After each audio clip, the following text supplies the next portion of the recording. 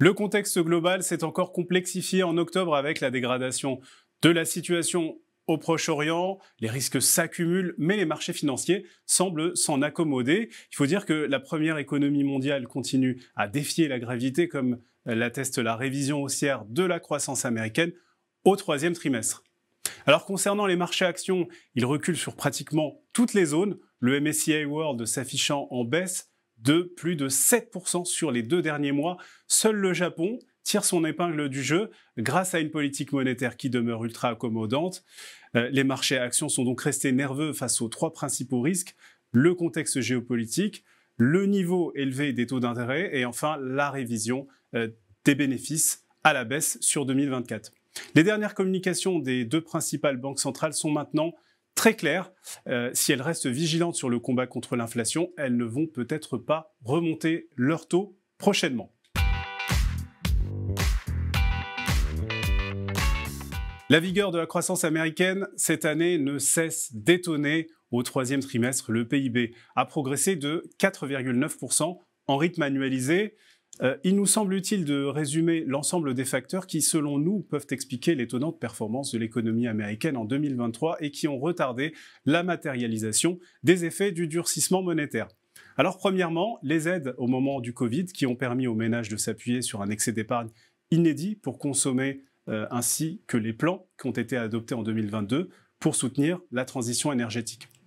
Ensuite, vous avez le moindre besoin pour les entreprises américaines de se refinancer en 2023. Elles avaient à disposition beaucoup de trésorerie et elles ont pu profiter de plusieurs années de taux bas.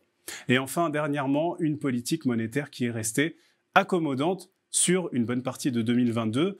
Alors en zone euro, c'est l'inverse. Le PIB s'est lui contracté de 0,1% au troisième trimestre.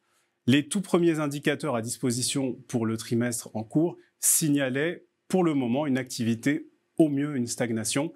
D'ailleurs, l'impact négatif du resserrement monétaire devrait continuer à freiner la croissance dans les trimestres à venir, alors que le seul recul de l'inflation devrait aider à redresser le pouvoir d'achat des ménages et maintenir la demande. Mais il y a quand même des bonnes nouvelles en zone euro. L'inflation totale, elle a ralenti à 2,9% grâce notamment à l'effet de base favorable de l'énergie. Des 2 côtés de l'Atlantique, les données confirment que le retour de l'inflation vers la cible sera progressif, justifiant le maintien des taux directeurs nominaux et réels à leur niveau actuel. En conclusion, dans un tel environnement, il nous semble peu probable que les banques centrales puissent envisager d'assouplir leur politique monétaire avant au moins la seconde moitié de 2024.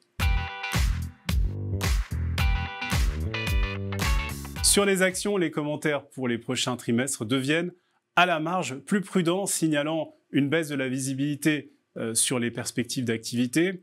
Certains risques, notamment sur les marges futures, ne nous paraissent pas suffisamment intégrés dans les consensus. Cela reste selon nous le talon d'Achille des marchés actions pour les prochains mois.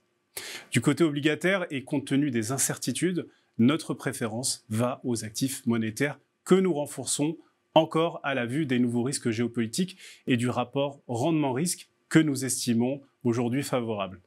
Nous réitérons notre positionnement positif sur les taux souverains. Dans ce contexte, nous ramenons les dettes souveraines, le crédit investment grade et également le crédit spéculatif, donc à haut rendement, au même niveau de surpondération, tout en conservant une préférence pour le segment le mieux noté de la catégorie spéculative et notamment pour les émetteurs notés double B.